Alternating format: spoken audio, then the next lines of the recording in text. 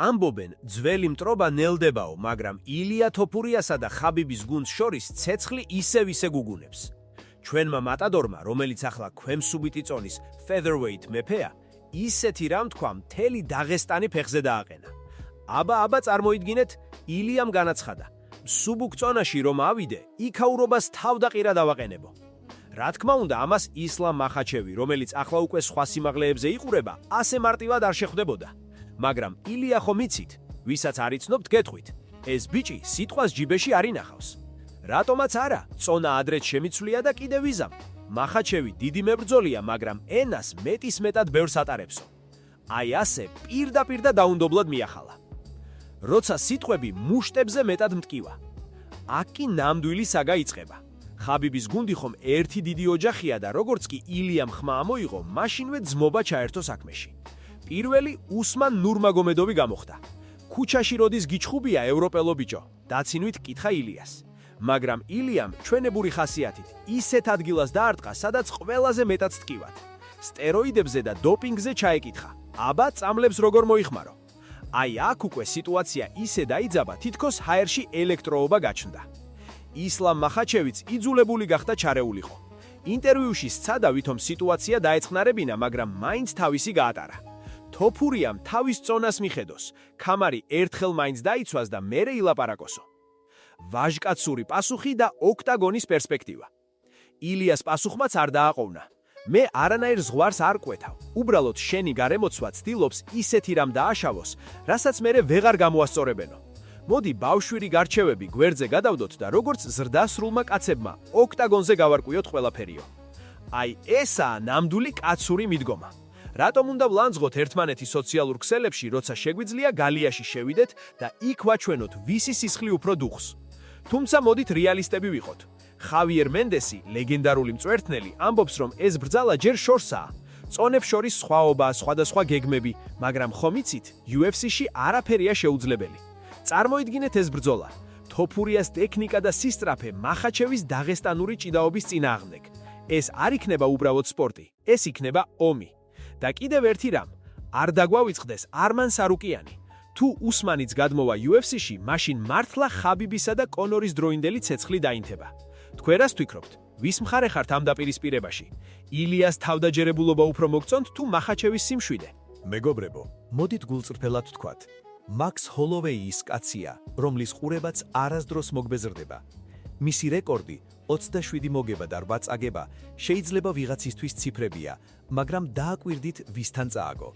ბოლო 6 წლის განმავლობაში ის მხოლოდ ალექს ვოლკანოვსკისთან და ჩვენს ილია თოფურიასთან დამარცხდა. და განა ეს სირცხვილია? ესენი ხომ ისტორიაში საუკეთესოები არიან. მაქსმა კი თავის მხრივ დაამარცხა ისეთი მონსტრები, როგორიცაა ჯასტინ გეიჯი, დასტინ პორიე და იაირ როდრიგესი.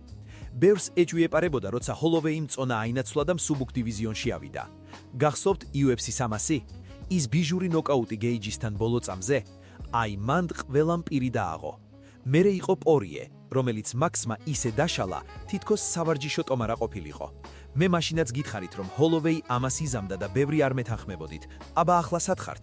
ჩვენი პროგნოზები ხომ ყოველთვის მიზანში ხვდება, ისევე როგორც ვოლკანოვსკის, ხამზათისა და დიუპლესის შემთხვევაში მოხდა. სტილი, რომელიც გაგიჟებს. ჰოლოვეი არ არის მოჭიდავე, ეს ყველამ ვიცით. ის სუფთა სისხლის სტრაიკერია. მისი სტილი არა მხოლოდ ძალაა, არამედ მოცულობაა. ის არ გირტყამს ერთხელ რომ გათიშოს, თუმცა ეგეც შეუძლია. ის გაყრის დარტყმების ისეთ კორიანტელს, რომ ბოლოს უბრალოდ ვეღარ სუნთქავ. მას UFC-ის საუკეთესო მოკრივეს ეძახიან და ეს ტიტული ტყუილად არ დაუმსახურებია. ყველაზე საინტერესო კი მისი ნიკაპია. კაცი UFC 300-მდე ნოკდაუნშიც კი არ ყოფილა. წარმოგიდგენიათ? ილიამ კი შეძლო მისი გათიშვა, მაგრამ მოდით ვაღიაროთ. ილიას დარტყმა სმა განზომილებაა. ახლა მაქსი 155 ფუნტში, 50 კილოგრამით, თავს ბევრად კომფორტულად გრძნობს. ენერგიაც მეტი აქვს და დარტყმაც უფრო მძიმე გაუხდა. მისი მიზანი ნათელია. კიდევ 1-2 მოგება და მერე ისევ ილიასთან რევანში. ოღონდ ამჯერად უკვე მსუბუქ წონაში. თარო 2, ჩარლს ოლივეირა, ბრაზილიური ჯადოქრობა და დაბრუნების ხელოვნება. ახლა კი გადავიდეთ მეორე ლეგენდაზე, ჩარლს დო ბრონქს ოლივეირაზე. 36 მოგება. ეს კაცი ნამდვილი ომის ვეტერანია. ხანდახან ვფიქრობ კიდეც, ამდენი ბრძოლის მერე როგორ ინარჩუნებს ასეთ ფორმას. ჯანმრთელობა ხომ ხუმრობა არ არის. ჩარლზი მსუბუქწონის ისტორიაში ერთ-ერთი საუკეთესოა და მას აქვს ის, რაც არავის სხვას, ყველაზე მეტი საბმიშენი, მოგუტყვა მტკივნეული UFC-ის ისტორიაში. მაგრამ არ შეცდეთ, ოლივეირა მხოლოდ გრეპლერი არ არის. ის ოქტაგონზე ნამდვილი აგრესორია. წინ მოდის, გთრუნგავს მუხლებით, იდავყვებით, დარტყმების მთელი არსენალით. მისი სტილია ჯერ დაგაგდოს დარტყმით და მერე დაგარჩხოს მიწაზე. ის ერთადერთი მებრძოლია, რომელიც ზურგზე დაწყობილიც კი უფრო საშიშია ვიდრე ბევრი ფეხზე დგომისას. ფენიქსივით აღდგენა. გახსოვთ მათი პირველი ბრძოლა 10 წლის წინ? მაშინ ორივე ბავშვი იყო. ის ჩხუბი სულ 30 წამს გაგრძელდა. ოლივეირამ საყლაპავი მილის ტრავმა მიიღო და საკაცით გაიყვანეს. ხალხს ეგონა საერთოდ არ ვეჩხუბებოდა, მაგრამ კაცმა ყველაფერი შეძლო და ლეგენდა იქცა. ბოლო დროს მასაც ხონდა ჩავარდნა. ილია თოფურიასთან ნოკაუტით წააგო. ჰო, ილიამ ორივე გალახა. ბევრი ამბობდა, ჩარლზი მორჩა, ვეღარ დაბრუნდებაო. მით უმეტეს, როცა უძლიერეს მოჭიდავეს, მატეუს გამროტს დაუპირისპირდეს და რაქნა ოლივეირამ. ადგა და გამროტი თავისსავი სტილში, ჭიდაობით დაჯაბნა. აი, მანდ გამოჩნდა, რომ პრაიმ ოლივეირა არსად არ წასულა. ვინ მოიგებს ამ ომს? ეს არის კითხვა, რომელიც ღამით არ მაძინებს. ერთ მხარეს არის ჰოლოვეი თავისი ტექნიკური ბოქსით და რკინის გამძვალობით. მეორე მხარეს ოლივეირა თავისი უნიკალური ჯიუჯიცუთ და ბრაზილიური ხასიათით. თუ ცხუბი ფეხზე დარჩება, მაქსის უპირატესობა აშკარაა. ის უფრო სწრაფია, უფრო ზუსტია და მისი ნიკაპი ბევრად მეტს უძლებს ვიდრე ჩარლზის, რომელიც ხშირად ცურდება ხოლმე დარტყმებისგან. მაგრამ თუ ჩარლზმა ჰოლოვეი მიწაზე დააგდო, აი მანდ ჰოლოვეის ძალიან გაუჭირდება. თუ ოლივეირამ ისე იჭიდავა როგორც გამროტთან, მაშინ მაქსის დიდი პრობლემები აქვს.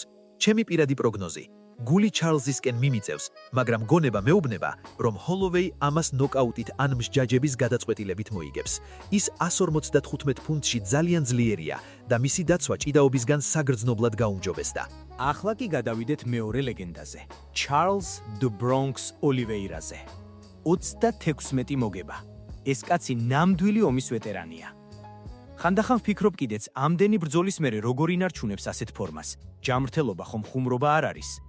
ჩარლზი მსუბუქი წონის ისტორიაში ერთ-ერთი საუკეთესოა და მას აქვს ის, რაც არავის სხვას, ყველაზე მეტი საბმიშენი, მოგუდვა მტკივნეული UFC-ის ისტორიაში. მაგრამ არ შეცდეთ, ოლივეირა მხოლოდ გრეპლერი არ არის. ის ოქტაგონზე ნამდვილი აგრესორია. წინ მოდის, გთხრგუნავს მუხლებით, იდაყვებით, დარტყმების მთელი არსენალით. მისი სტილია ჯერ დაგაგდოს დარტყმით და მერე დაგახრჩოს მიწაზე.